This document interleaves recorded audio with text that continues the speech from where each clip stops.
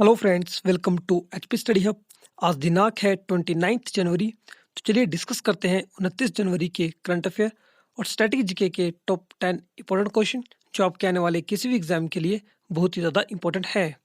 But before we go, अगर आप हिमाचल प्रदेश के किसी भी कॉम्पिटेटिव एग्जाम की तैयारी कर रहे हो तो परीक्षा ऐप लेके आया है आप सभी के लिए एक बेस्ट अपॉर्चुनिटी, जहाँ पे आप H P G O I T, H P constable और एच पी जी के की टेस्ट सीरीज को परचेज करके अपने नॉलेज को इम्प्रूव कर सकते हो, एनहांस कर सकते हो। अगर आप 2021 में इन सभी एग्जाम के लिए एक सीरियसली वाला अटेम्प्ट देना चाहते हो तो आप इन टेस्ट सीरीज को जरूर परचेज करें। और यहाँ पे आपको एक्चुअल प्राइस पे करने की कोई आवश्यकता नहीं है। आप हमारा कूपन कोड स्टडी हब 50 को इस्तेमाल करें और आपको मिलेगा फ्लैट 50% का ऑफ।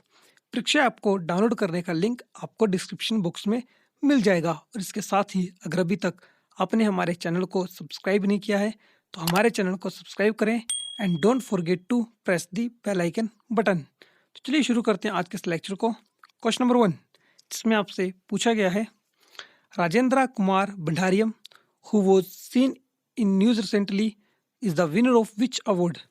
तो राजेंद्र कुमार भंडारिया जो हाल ही में समाचारों में थे, इन्होंने हाल ही में कौन सा जो अवार्ड है वो जीता है। आपके given option A Subhash Chandra Bose आपदा प्रबंधन पुरस्कार, ऑप्शन बी प्रधानमंत्री राष्ट्रीय बाल पुरस्कार, ऑप्शन सी जीवन रक्षा अवार्ड्स, या फिर ऑप्शन डी अशोक चक्र।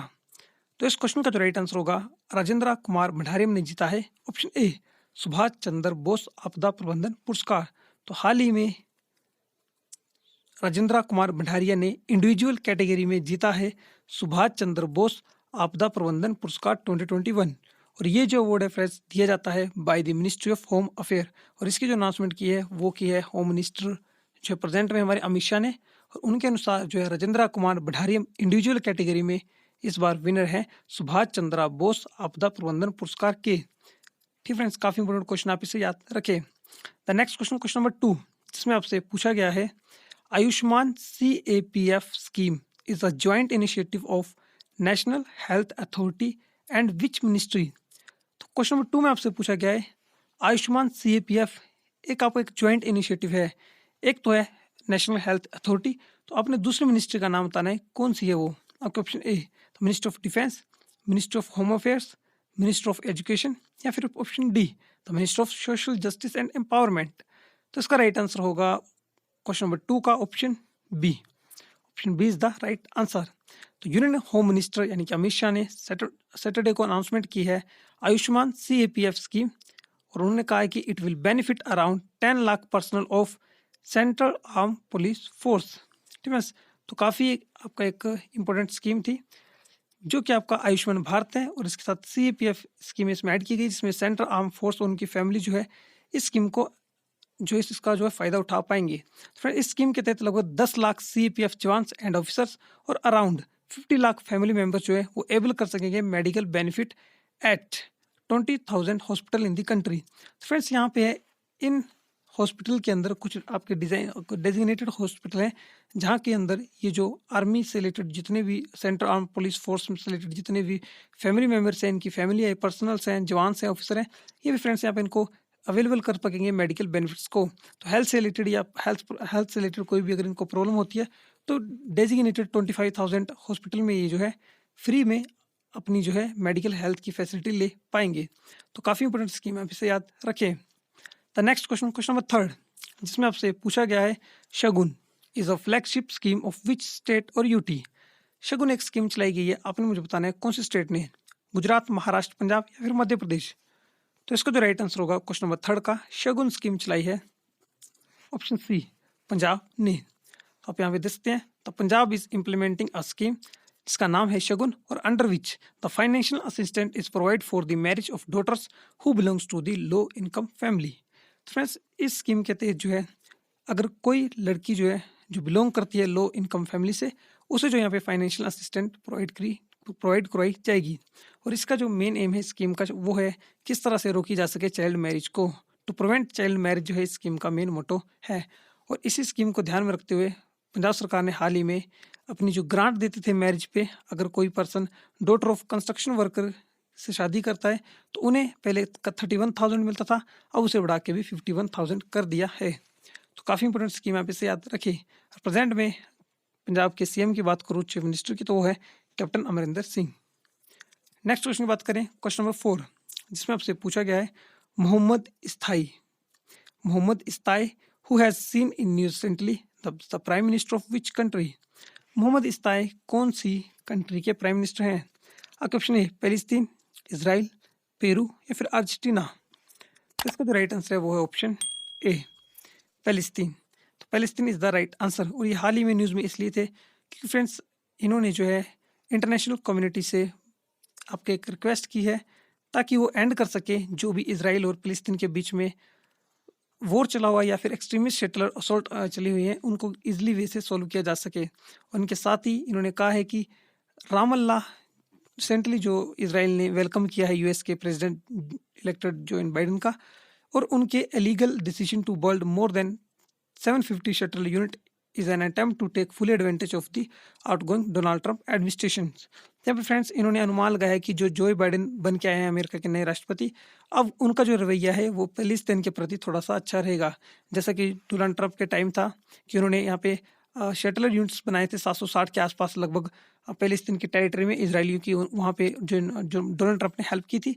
लेकिन इनको ऐसी उम्मीद है कि जो बाइडेन जो है ऐसा स्टेप नहीं लेंगे और वो जो जल्दी से जल्दी इस कम्युनिटी के जो भी हमारे डिस्प्यूट चले हुए बिटवीन इसराइल एंड पैलेस्टाइन उसको जल्दी से सॉल्व करेंगे। तो काफ़ी इंपॉर्टेंट आपका ये क्वेश्चन आप इसे याद रखें। इनके जो प्राइम मिनिस्टर है पैलेस्तीन के वो है Mohammad Shtayyeh. The next question number 5, जिसमें आपसे पूछा गया है how many Padma awards have been announced for 2021। काफ़ी इंपॉर्टेंट क्वेश्चन है ये, आपके किसी भी एग्जाम में पूछा जा सकता है कि इस साल पद्मा अवार्ड्स की जो अनाउंसमेंट की गई है उसमें कितने लोगों को पद्म अवार्ड शो दिए जाएंगे। क्वेश्चन 131, 108, 127 या फिर 119। तो आई होप आपने इस क्वेश्चन को अटेम्प्ट कर लिया होगा और इसका जो राइट आंसर है वो ऑप्शन डी, 119। आप देख सकते हैं टोटल 2021 में जो अवार्ड्स दिए जाएंगे वो है 119, और उसको डिवाइड करें तो 7 पद्म विभूषण दिए जाएंगे, 10 पद्म भूषण और 102 पद्म श्री। तो टोटल 119 जो है पद्म अवार्ड इस साल दिए जाएंगे। और इनकी जो है ये दिए जाएंगे लोगों मार्च अप्रैल के लास्ट में प्रेसिडेंट रामनाथ कोविंद द्वारा इनको प्रेजेंट किया जाएगा। काफ़ी इंपॉर्टेंट, आप इसे याद रखें। The next question number 6, when is the international Holocaust remembrance day observed globally. International Holocaust remembrance day कब सेलिब्रेट किया जाता है? आपके क्वेश्चन 26 जनवरी, 27 जनवरी, 25 जनवरी या फिर 24 जनवरी। तो उसका राइट आंसर है ऑप्शन बी, 27 जनवरी को हर साल सेलिब्रेट किया जाता है as a international day of commemorations in memory of the victim of the holocaust, जिसे कि आप बोलते हैं इंटरनेशनल होलोकॉस्ट रिमेम्बरेंस डे। और ये 27 जनवरी को सेलिब्रेट किया जाता है और ये सेलिब्रेट करना स्टार्ट किया गया था बाय 2006 से इसको सेलिब्रेट करना स्टार्ट किया। और इस दिन फ्रेंड्स आपके कमेमोरेट किया जाता है the anniversary of the tragedy of the Holocaust that occur during the second world war. Friends second world war के दौरान जब जर्मनी के अंदर नाजी जर्मनी के द्वारा लगभग आपके वहाँ पे हज़ारों और लाखों की संख्या में लोगों को गैस चैम्बर्स में डाल के मार दिया जाता था, तो उन लोगों को उनकी याद में, उनके कमेमोरेट में इस डे को सेलिब्रेट किया जाता है, इस ट्रेजेडी को, ताकि ऐसी जो दुर्घटनाएं नियर फ्यूचर में ना हो। इससे जो है लोग सीख सकें कि ऐसे जो लोग मरते थे वो काफ़ी जो उनकी मौत दर्दनाक होती है। तो काफ़ी इंपॉर्टेंट आपका ये डे है, इसका नाम है इंटरनेशनल होलोकॉस्ट रिमेम्बरेंस डे। आप इसे याद रखिए, हर साल सेलिब्रेट किया जाता है 27 जनवरी को।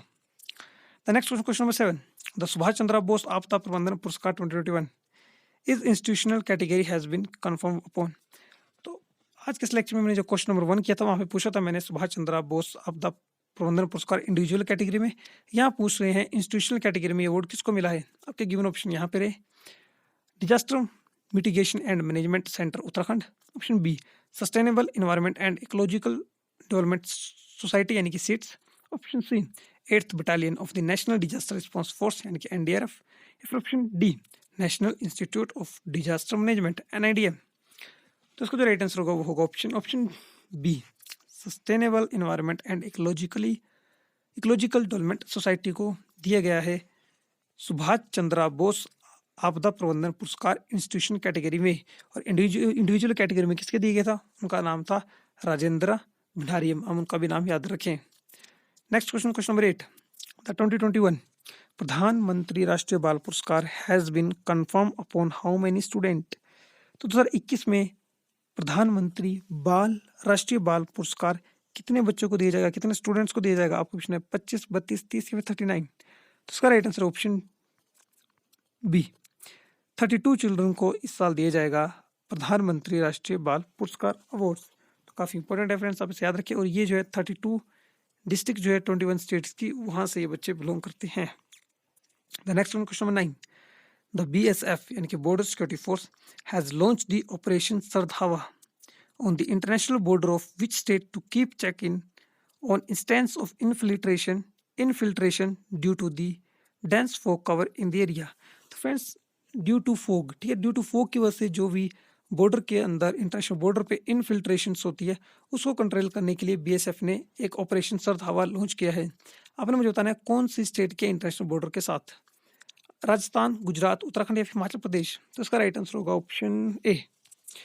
हाल ही में बॉर्डर सिक्योरिटी फोर्स ने लॉन्च किया operation Sardhawa on the western international border of Rajasthan. तो राजस्थान के बॉर्डर पे यानी कि पाकिस्तान के साथ यहाँ पे बॉर्डर शेयर करता है राजस्थान, तो वहाँ पे आपके यहाँ पे ये ऑपरेशन सरधावा एक आपका इनिशिएटिव लॉन्च किया गया ताकि जो भी फोग का सहारा लेके इनफिल्ट्रेशन जो लोग हैं वो घुस जाते हैं हमारे बॉर्डर के अंदर, उनको रोका जा सके।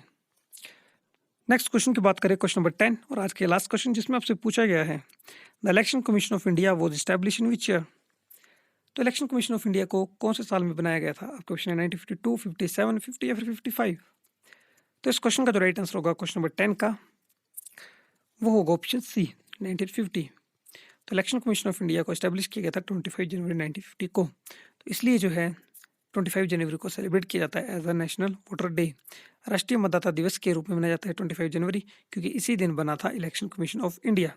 काफ़ी न्यूज़ में है election commission of India, specially state election commission of Himachal Pradesh, क्योंकि हाल ही में यहाँ पे हिमाचल प्रदेश में पंचायत के इलेक्शन हेल्ड हुए हैं। और बात करूँ प्रेजेंट में इलेक्शन कमीशन ऑफ इंडिया की, ECI की, तो प्रेजेंट में इलेक्शन कमीशन ऑफ चीफ जो है वो है इंडिया में सुनील अरोड़ा। आप उनका भी नाम याद रखें। तो फ्रेंड्स आज के इस लेक्चर में हमने टॉप 10 इंपॉर्टेंट क्वेश्चन डिस्कस कर लिए हैं। अगर आपको इस लेक्चर की PDF चाहिए तो आप हमारे Telegram group HP study hub को ज्वाइन कर सकते हैं। वहाँ पे आपको हमारे सभी लेक्चर की PDF मिल जाएगी। और इसके साथ ही अगर अभी तक आपने हमारे चैनल को सब्सक्राइब नहीं किया है तो हमारे चैनल को सब्सक्राइब भी करें। तब तक के लिए फ्रेंड्स अपना ख्याल रखें, सेफ रहें, मिलते हैं नेक्स्ट लेक्चर में। धन्यवाद।